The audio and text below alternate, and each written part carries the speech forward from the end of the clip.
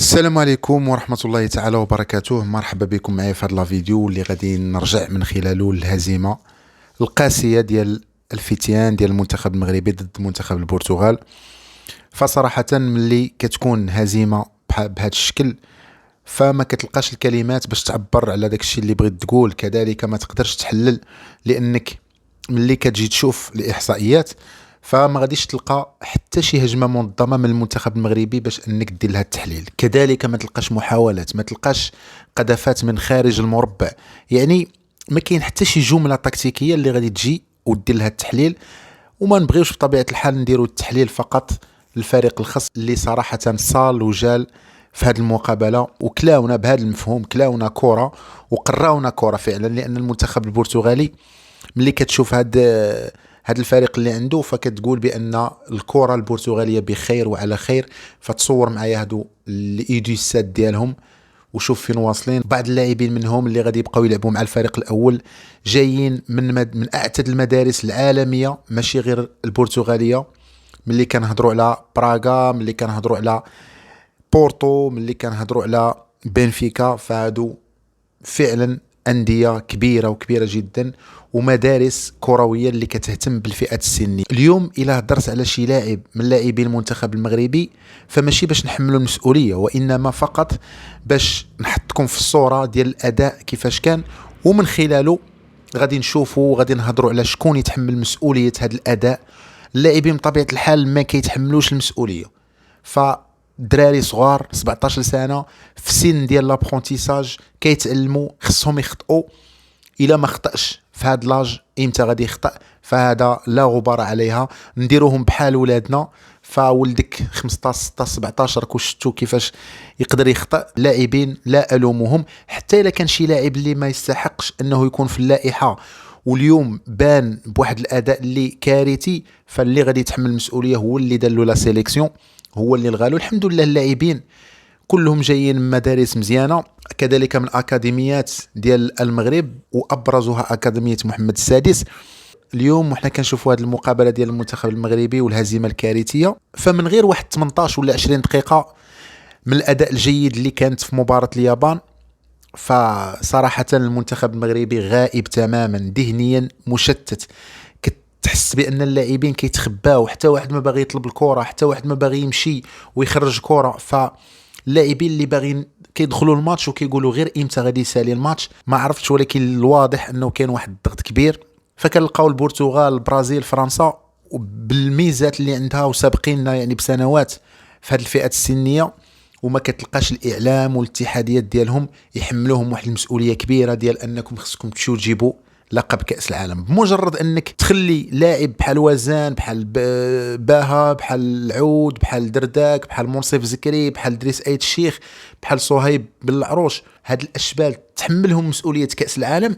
وحنا تاريخيا يلا هذه المره الثالثه اللي كنشاركوا وما درناش نتائج كبيره في كأس العالم، كذلك على الصعيد المحلي يعني افريقيا ما كناش كنشاركوا دائما، ومره واحده اللي جبنا الكأس وجابوا هاد الوليدات هادو.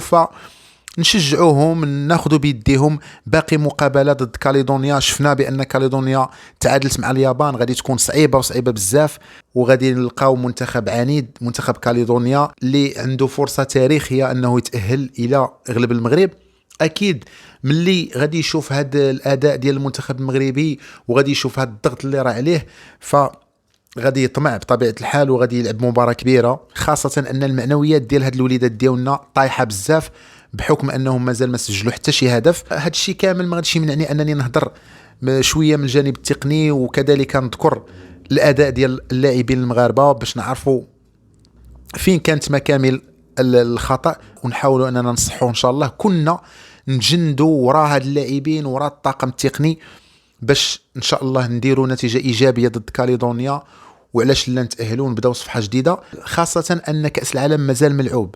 فماشي وقيته ديال الحساب، صحيح غادي نهضروا شويه على الاخطاء اللي دار باها، الاخطاء اللي داروا اللاعبين، ولكن مازال الامور ما انتهتش، مازال كل شيء ملعوب. المنتخب المغربي قادر انه يمشي للدور الثاني ان شاء الله، بحكم ان هاد السنه ولا هاد النسخه ديال كاس العالم فيها 48 فريق مقسمين على 12 مجموعه، كيتاهلوا الزوج الاولى فكيرجعوا 24 وكياخذوا احسن 8 ديال الفرق اللي احتلت الرتبه الثالثه.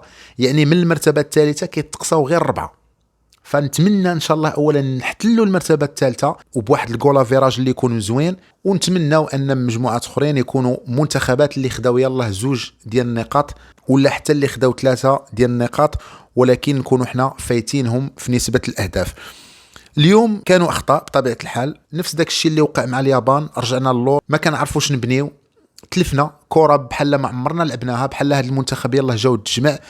الهامش الخطا اللي ما خاصوش يكون نهائيا في هذه المقابلات الكبيره جينا حنا واعطيناهم اخطاء كثيره، لا مع المنتخب الياباني وخاصه مع المنتخب البرتغالي. الخطوط ديالنا كانت متباعده بزاف، فكتحس بلي ما كايناش خطه، كتحس بان اللعابه جبتيهم ودخلتيهم وقلتي لهم جريوا على كره. فالمباراه كانت كارثيه.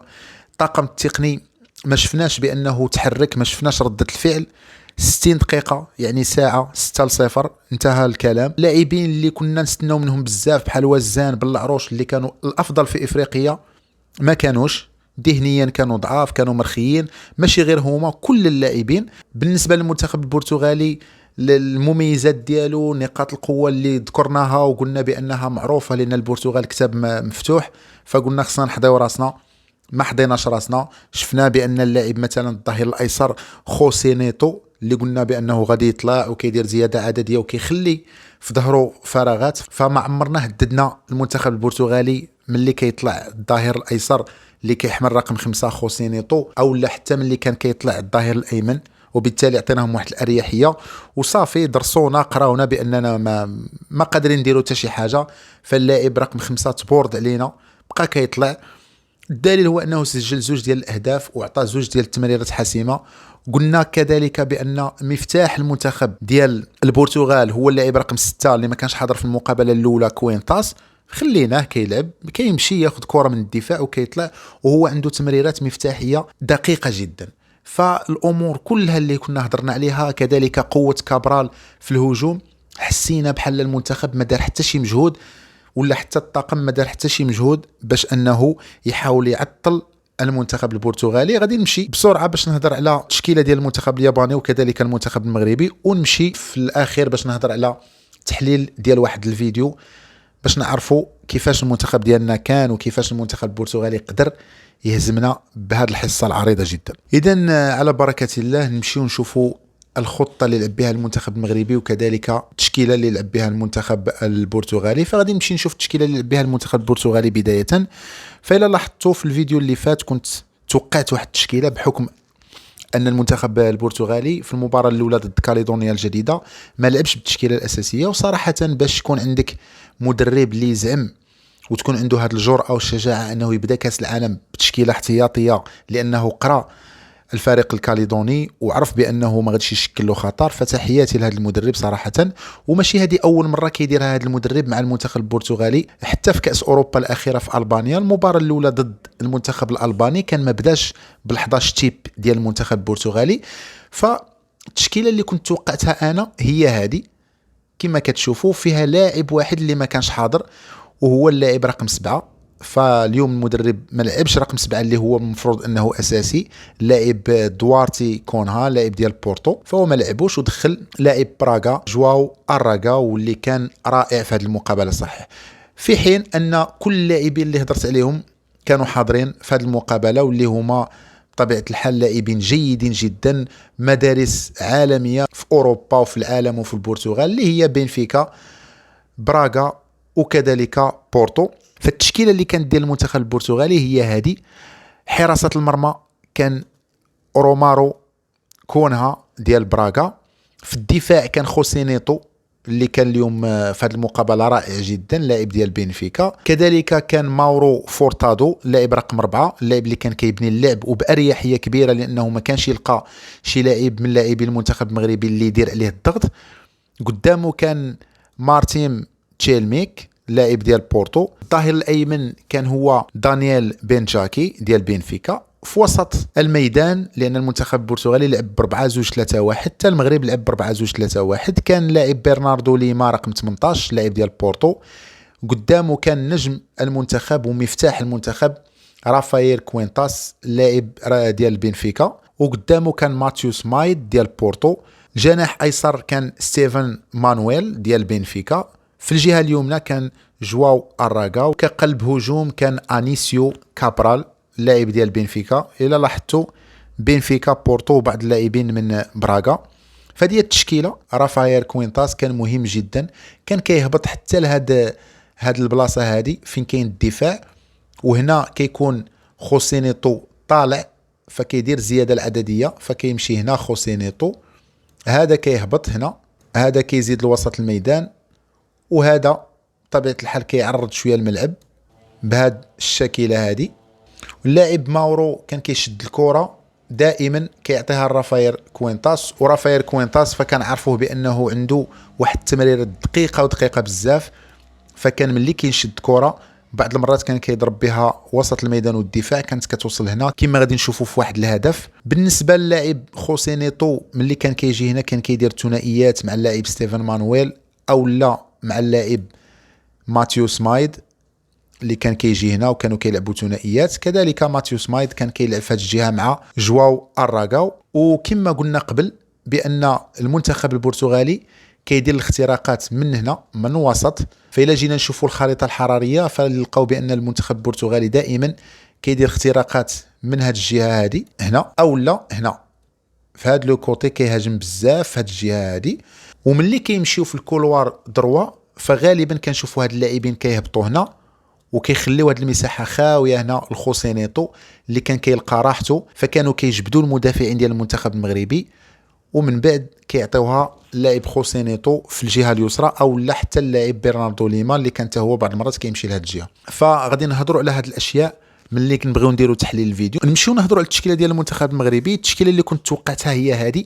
انا قلت بان المنتخب المغربي ما غاديش يدير تغييرات كثيره لان ما عندناش بدائل، فشفنا بان باها اليوم دار تغييرات مبكره بحكم ان النتيجه كانت 3-0، ولكن اللاعب اللي دخل ما كيديرش اضافه، كيكون بحاله بحال اللاعب اللي قبل، وكنحسوا بان غير ضعنا في شونجمون صافي.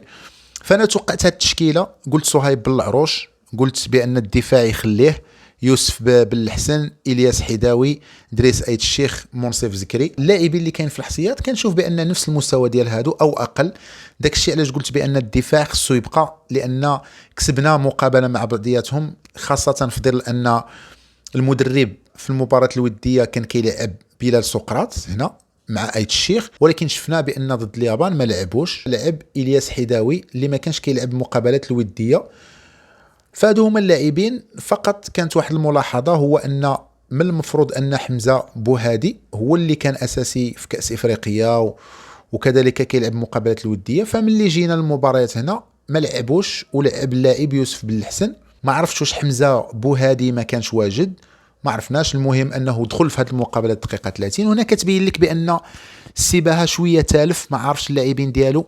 هو اللي عارف هو ان دريس ايت الشيخ كان كيكون حداه نسيم مسعودي، كانت ثنائيه جيده، ولكن ملي غاب هذا اللاعب فالدفاع كان كارثي. هنا توقعت انه يكون وليد بن صالح، فعلا كان وليد بن صالح، لانني قلت بان الياس السعيدي كان كيتخبى، ما كانش كيمشي ياخذ كره من الدفاع ويدير بناء هجمه. فاللاعب وليد بن صالح للامانه حتى هو دار نفس الدور اللي داروا الياس السعيدي، فما عرفتش واش الضغط هو اللي خلى اللاعبين يظهروا بهذا المستوى الباهت. هنا توقعت ان زكريا الخلفيوي هو اللي يكون، وتوقعت ان يكون نسيم او لا وسيم درداك. كصانع العاب حطيت عبد الله وزان، وقلت بان المنتخب علاش لا ما يلعبش بزوج في الهجوم، باش هكذا الا كانت شي كونتراتاك نديروا واحد الزياده عدديه وما نلعبوش كما اليابان كنا كنلقاو زياد باها بوحدو. فهذه التشكيله اللي توقعتها والتشكيله اللي لعب بها المنتخب المغربي والسباحه، فكانت تقريبا نفسها، غير هو وليد بن صالح لعب هنا واللاعب الخلفيوي لعب هنا. لعبنا ب 4-2-3-1، وسيم درداك لعب كان حاضر، صانع الالعاب وزان حتى هو كان حاضر، والمدرب ما لعبش اسماعيل العود وما لعبش اللاعب الداودي اللي لعبوا في المقابله الاولى، ولعب البياضي. يعني هنا كيبان لك بان المدرب واش عاد كتجرب ولا شنو. وكقلب هجوم اللاعب زياد باها داخل الملعب، فشفنا نسخه طبق الاصل ديال المنتخب المغربي اللي كان ضد اليابان من بعد ما سجلوا علينا. منتخب تائه، ما كاينش جمل تكتيكيه، اخطاء كارثيه في الدفاع وكذلك من الحارس. زكريا الخلفيوي، وليد بن صالح كانهم ما كاينينش. عبد الله وزان ماشي عبد الله وزان اللي كنعرفوه. زياد باها كيلقى راسو بوحدو في هذه الجهه، حتى واحد ما كيعاونو، ما جاوهش اصلا شي فرص باش نحكموا عليه. ولكن بالمقابل ملي كان كيدير الضغط فكان كيدير ضغط خفيف، وكان كيبان بانه مرخي، ماشي داك المهاجم اللي كيخوف. فما نطولش عليكم بزاف، نمشي الان باش نهضر على الفيديو ونشوفوا شنو وقع في هذه المقابله. كما كتلاحظوا في الصوره كلا المنتخبين لعبوا ب4 2 3 1. البدايه الا لاحظتوا، يلا البدايه وزان غادي يرد الكره للدفاع، فشوف اللاعبين كيفاش باغيين يخرجوا الكره. فمن البدايه كتحس بان الامور غير طيبه.